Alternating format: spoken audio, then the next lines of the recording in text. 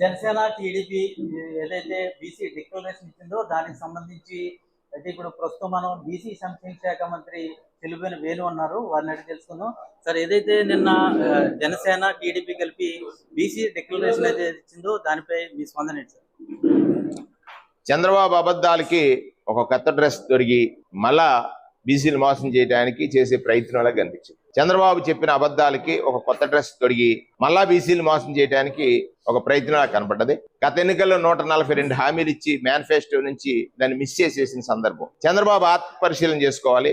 గత ఎన్నికల్లో నేను బీసీలకు ఎన్ని హామీలు ఇచ్చాను, ఎన్ని అమలు చేశాను, బీసీలను నేను ఎలా చూశాను, బీసీలను బానిసలుగా, బీసీలను విద్యకు దూరంగా ఉంచినటువంటి పాపంలో నేను భాగస్వామినని ఒకసారి మనస్సాక్షిని అడిగితే చంద్రబాబుకు తెలుస్తుంది. నిన్న బీసీ డిక్లరేషన్లో అతను చెప్పినవన్నీ కూడా అబద్ధాలే.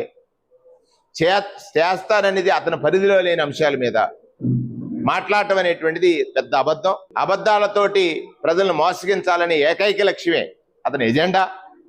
ఆ ఎజెండాని ప్రజలు ఒకసారి చూశారు, చూసి తీర్పిచ్చారు, మళ్ళా తీర్పు ఇవ్వబోతున్నారు. ప్రజలు నిజమైన జగన్ వెంట ఉంటారు, అబద్ధం చంద్రబాబుని ఇంటికి పంపిస్తారు. స్థానిక సంస్థల్లో నిర్వీర్యం చేశారు, బీసీలని 34% నుంచి 24% తీసుకొచ్చారు. అదేవిధంగా చట్టసభల్లో 33% బీసీలకి రిజర్వేషన్ అమలు చేస్తాం, అదేవిధంగా 50 సంవత్సరాలు దాటిన బీసీలకి పెన్షన్ అమలు చేస్తామని కూడా హామీలు ఇవ్వడం జరిగింది. దీనిపై మీ స్పందన? ఇప్పుడు ప్రకటించాడు కదా చంద్రబాబు నాయుడు, ఆయన సామాజిక వర్గానికి ఎన్ని సీట్లు ప్రకటించాడు?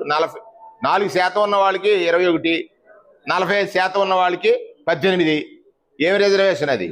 ఏమి రిజర్వేషన్ అది? అర్థమైంది కదా. 94 సీట్లు ప్రకటించాడు, 33% అంటే ఎన్ని? అవి ప్రకటించాలి కదా. ఇప్పుడు నువ్వు చేసిన దాంట్లో చేయలేవు, ఎప్పుడో చేస్తానంటే నమ్మి స్థితిలో ప్రజలు లేరు. చంద్రబాబు ఎప్పుడు బీసీలు కలబుల్లి మాటలతోటే కాలయాపన చేయడం తప్ప ఇచ్చిన హామీలు నెరవేర్చిన పరిస్థితి దాఖలాలు లేవని మంత్రి ఆరోపిస్తున్నారు. అదేవిధంగా ఇప్పుడు ప్రకటించిన 94 సీట్లలోనే 33% చూసుకున్నా కూడా బీసీలకు ఆ ప్రాధాన్యత దక్కలేదని, చంద్రబాబు కల్లబుల్లి మాటలు నమ్మే పరిస్థితుల్లో రాష్ట్ర ప్రజలు లేరని మంత్రి చెల్లిపోయిన వేలు చెబుతున్నారు. రాజమండ్రి నుంచి నేను మీ విజయకృష్ణ, ఐ డ్రీమ్ న్యూస్.